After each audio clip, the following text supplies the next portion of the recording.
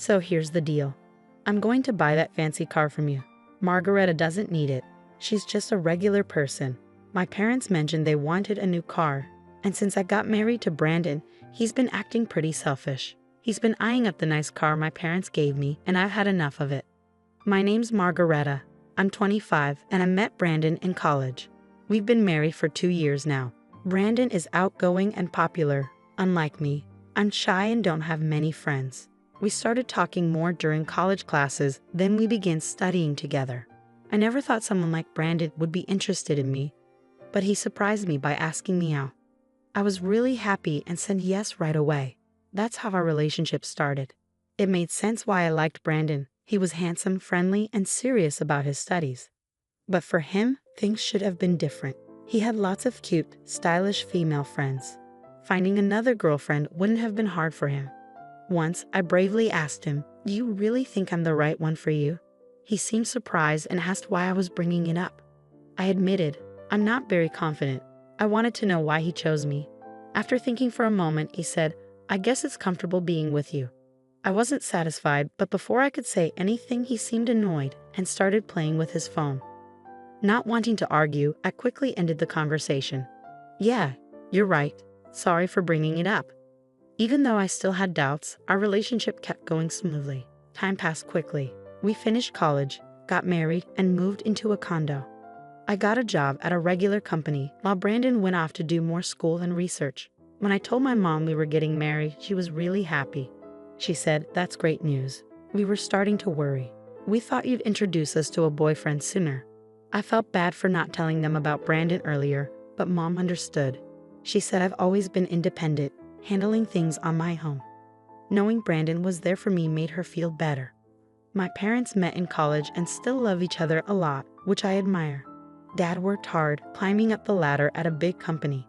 Mom supported him and also pursued her passion for cooking. She became really good at it and even teaches cooking classes now. They respected each other's lives and gave each other space. Growing up with them, I learned to be independent too. I wasn't great at much except studying, so I didn't go to grad school.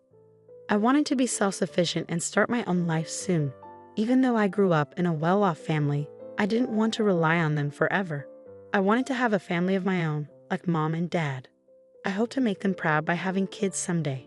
It might sound simple, but for someone like me, it's a big goal. Once we moved in together, Brandon started acting more selfishly. He was a grad student and worked part-time, but he didn't pitch in much for our living costs. I tried bringing it up gently, saying, "Hey, Brandon, it would be really helpful if you could contribute more of your part-time earnings towards our expenses." But he just coldly replied, "I do contribute some, you know. And didn't you say you'd handle the living expenses when we moved in together, Margareta?" Brandon always talked about wanting to be a professor, which is why he went to grad school. I had assured him not to worry about money when we got married, telling him I had a good job. I murmured, "Yeah, I did say that," feeling unsure about what to say next. Brandon sighed heavily. "You wouldn't get it. Being a grad student costs a lot for socializing and stuff. Oh, and by the way, I need money for a research trip. Can you lend me $500? I'll pay you back later." Brandon's financial pressure became more common and our problems got worse. He started spending more nights away from home, leaving me waiting by the phone with cold meals in front of me. When he did come home happy for a change, I was too forgiving. He'd sometimes say things like, "Hey, Margarita, remember you wanted to go somewhere? I have tomorrow off, let's go." He'd bring up outings out of nowhere or compliment my cooking, making me feel special. Each time he was nice to me, I'd catch a glimpse of the happy married life I wanted, and it made me hesitate. But I knew this wasn't normal. I felt lonely and anxious, but I couldn't talk to anyone about it. I didn't want to upset my parents, who were thrilled about our marriage, but they must have started to notice something wasn't right. When I finally visited my parents after a long time, Dad suggested I stay over and have dinner with them. Mom cooked a big meal to welcome me back. During dinner, Dad mentioned my Aunt Ellen had visited recently and wanted to see me. He said she's always spontaneous like that. Ellen was lively, ambitious, and independent. "I'll reach out to her soon, thanks, Dad." Dad mentioned how much my Aunt Ellen loved me and how she always teased about Brandon stealing me from her, even though she didn't want to get married herself. That's just how she was. Before I met Brandon, Ellen was more like a close friend than an aunt. I could talk to her about anything, even things I couldn't tell my parents. She understood me better than anyone and was always there for me. At first, I was too shy to tell her about Brandon, but I wanted to see her again and show her I was doing okay. A few days after staying with my parents, I met Ellen at a cafe. She was dressed really stylishly, as usual. Ellen checked out my outfit and said gently, "You know, Margarita, marriage is just the start of a lifelong journey for a woman. You should always feel confident and attractive, no matter what. Your clothes can make a big difference, so don't forget to take care of yourself." Then she took a sip of her tea gracefully. "I totally forgot about fashion lately. I'm sorry for not keeping in touch for so long," I murmured apologetically. Ellen replied, "That's typical of you, Margarita. It's good to be honest and serious, but being too timid usually comes from lack of experience. But I was thrilled when I heard you found someone special. I thought, finally, Margarita is taking a step forward." It had been ages since I spent time with someone outside on a day off, and the weather was perfect. We sat on the terrace, basking in the warm sunlight. In that peaceful moment, I felt like I could talk to Ellen about my worries without feeling too down. I had hoped even someone as shy as me could make it work with Brandon at first. But Ellen listened to my whole story without interrupting, just nodding kindly. When I finished, she asked, "I suppose you haven't mentioned this to your parents, have you, Margarita?" "No, I even hesitated to tell you today. I didn't want to admit my weaknesses to anyone. I thought I should be able to handle this on my own, to be truly independent. I know if Mom and Dad found out, they'd want to bring me back home right away. So I want to try to deal with this by myself as much as possible." Ellen respected my decision and didn't push further, but she added, "If you ever really need help, let me know first. If my dear Margarita asks for help, I'll be there for you no matter where I am." A month later, Mom called and said, "When you have time, could you come over? It's not urgent." Since I had the next day off, I went to see my parents. When I saw a car parked in the driveway, I couldn't contain my excitement. "Dad, is this car new? Did you just get it? Dad, can I really take it for a spin? What if I crash it?" I teased, feeling excited about the fancy car. "Don't worry about that. This card is for you, Margarita. Use it however you like. It'll come in handy," Mom whispered to me. "We saw this car in a TV commercial, and you said you liked it," Dad recalled. "So it's our gift to you. You've been going through a tough time lately, so we wanted to cheer you up. If things get tough, just drive this and come home anytime," he said with a warm smile. The car Dad got for me was an SUV from a famous foreign brand, and he even arranged a parking spot near my condo. I couldn't believe it, and I laughed in disbelief. Later, when I was driving downtown, I reached into my pocket, found the car key, and pressed the button.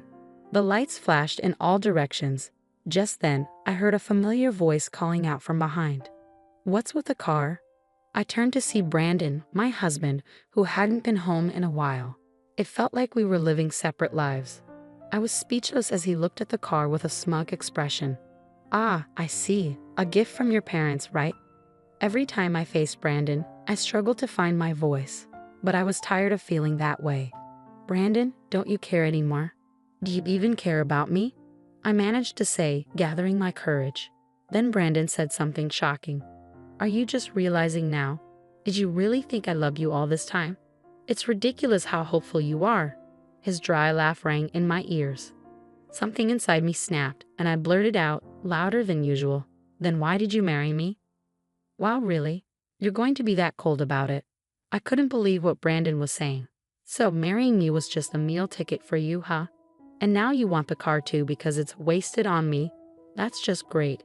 Brandon didn't seem to care about how hurtful his words were. "And if you say no, we're getting divorced. Without me, you'll never find another man. So think about it." With those words, Brandon left without a second thought, leaving me feeling angry and heartbroken, my head pounding with a headache. I sat in the driver's seat for a while, trying to calm down. Eventually, I called my Aunt Ellen for advice. A few days later, I agreed to the divorce and moved back in with my parents. They welcomed me with open arms, and life started to feel peaceful again. But that peace was short-lived. One afternoon, Brandon showed up at my parents' house with his parents. They sat down in the living room, and Brandon's father spoke up in a stern tone. "We're here to talk about our son's divorce. It's urgent." When drafting the divorce papers, Margareta warned Brandon, "If you don't agree to the divorce, I'll use my parents' connections at the university to ruin your future. It wouldn't be hard to damage the career of a junior registrar if their daughter complains." Brandon truly loved Margareta. Her behavior was too harsh. It's clear she was trying to intimidate him. "We could easily challenge the divorce," Brandon's father said, feeling deceived by Margareta. Behind her plain appearance, she's actually a mean and greedy woman. Poor Brandon. I heard she paid him to stay away. She must have had other men over. We need to go to family court and claim that Brandon was threatened by his wife. But if there's a proper apology, things might change. For example, if Margareta gives up that car she's driving, it might help smooth things over. Brandon and his parents remained silent, just listening to their parents' protests. Suddenly, the doorbell rang, and Mom went to answer it. Ellen appeared behind Mom as she came back to the living room. "Sorry I'm late. How's the discussion going?" Brandon's family had met Ellen once at my wedding. "What are you doing here? It's rude to barge in like that. We're busy right now. Outsiders should leave," Brandon's mother objected. No, don't be like that. You've heard about Brandon's divorce, right? How would an outsider like you know about that? I had been informed by my brother earlier. I couldn't miss such an important moment for my dear niece, Ellen said, offering a reassuring glance. "You're probably here to stop the divorce or for money. Can you still say that after seeing this?" Ellen pulled out a stack of documents from her bag, laid them out on the table, and showed them to everyone.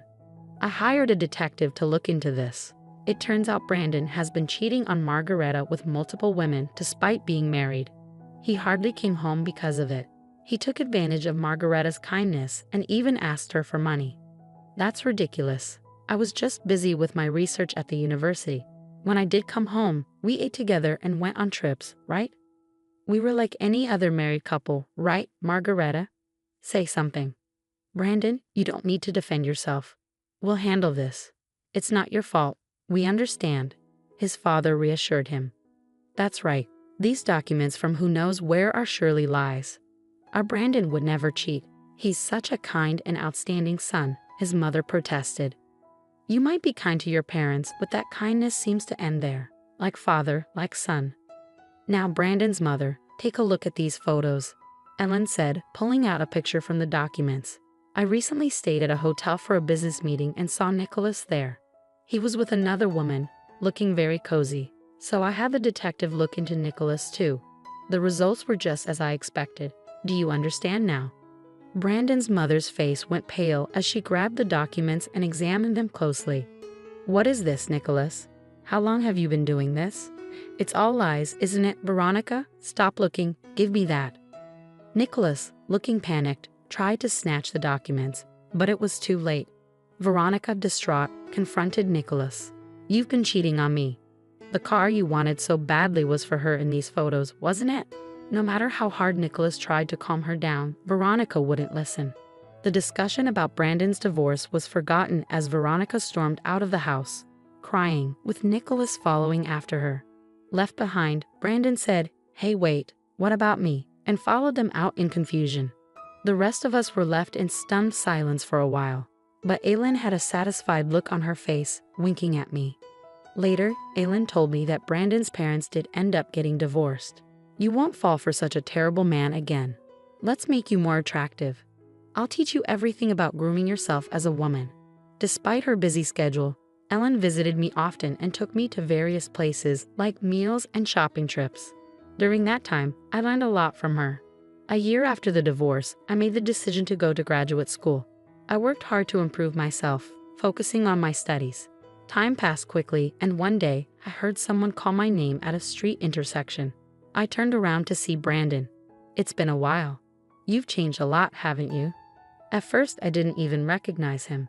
In Brandon's eyes, the woman standing before him was no longer the plain ex-wife he knew, but had transformed into an incredibly beautiful and attractive woman. Meanwhile, Brandon had fallen on hard times due to the scandal of his parents' divorce. It seemed he was no longer attending graduate school.